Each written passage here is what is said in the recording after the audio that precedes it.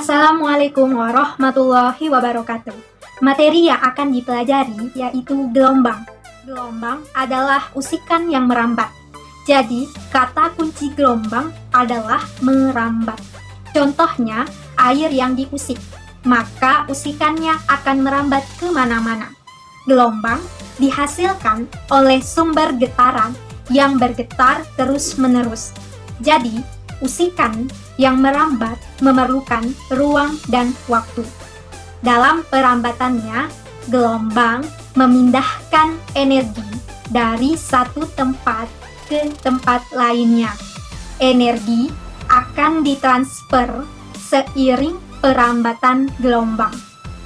Pada bulan Desember tahun 2004, Anda menyaksikan melalui televisi tentang gelombang laut raksasa tsunami akibat gempa bumi berkekuatan 8,9 skala Richter di Aceh.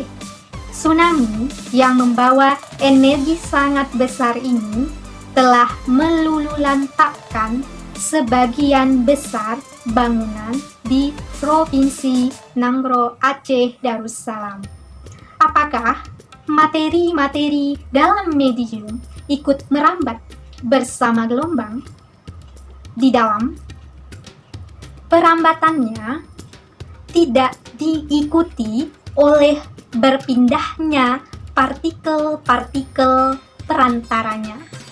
Pada hakikatnya, gelombang merupakan rambatan energi atau energi gelombang berdasarkan arah getarnya terhadap arah rambatnya terdiri dari dua jenis, yakni gelombang transversal dan gelombang longi. Yang pertama akan kita bahas mengenai gelombang transversal atau transverse wave.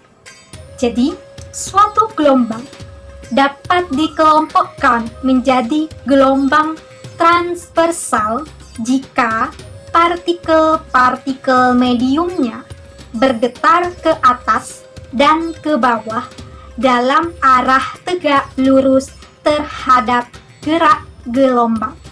Contoh gelombang transversal adalah gelombang tali dan gelombang elektromagnetik cahaya. Ketika kita menggerakkan tali naik turun, tampak bahwa tali bergerak naik turun dalam arah tegak lurus dengan arah gerak gelombang. Selanjutnya, gelombang longitudinal. Selain gelombang transversal, terdapat juga gelombang longitudinal. Jika pada gelombang transversal arah getaran medium tegak lurus arah rambatan, maka pada gelombang longitudinal arah getaran medium sejajar dengan arah rambat medium. Jika dirimu bingung dengan penjelasan ini, bayangkanlah getaran pada sebuah pegas, maka arah getarnya akan sejajar dengan arah rambatnya. Berdasarkan medium perambatannya terdiri dari dua jenis, yakni gelombang mekanik dan gelombang elektromagnetik. Gelombang mekanik. Gelombang mekanik merupakan gelombang yang membutuhkan medium untuk berpindah tempat. Apa saja contohnya? Contohnya gelombang laut atau air, gelombang tali atau gelombang bunyi termasuk gelombang mekanik. Kita dapat menyaksikan gulungan gelombang laut karena gelombang menggunakan laut sebagai mediumnya atau perantaranya. Kemudian, kita bisa mendengarkan musik karena gelombang bunyi merambat melalui udara hingga sampai ke telinga kita. Maka gelombang bunyi memerlukan medium untuk perambatannya. Tanpa udara, kita tidak akan mendengarkan bunyi. Dalam hal ini, udara berperan sebagai medium perambatan bagi gelombangnya.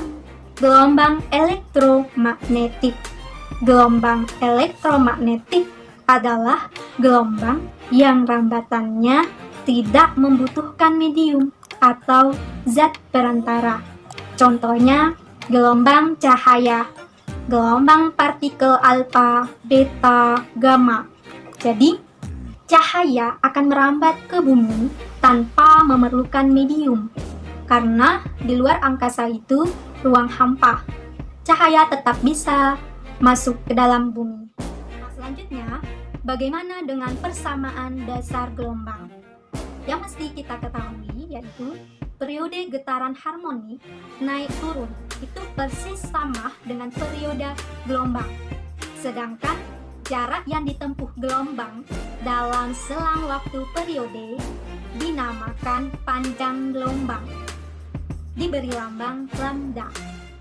Maka gelombang yang merambat dengan kecepatan v, maka dengan menggunakan rumus jarak S sama dengan V kali T, diperoleh lambda sama dengan V per T.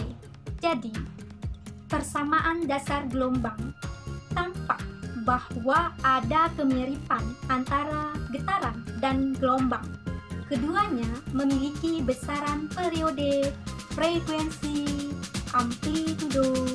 Nah, perbedaannya adalah gelombang memiliki besaran panjang gelombang atau simbolnya lambda, sedangkan getaran tidak memilikinya. Nah, inilah penjelasan singkat mengenai gelombang. Sekian, terima kasih. Assalamualaikum warahmatullahi wabarakatuh.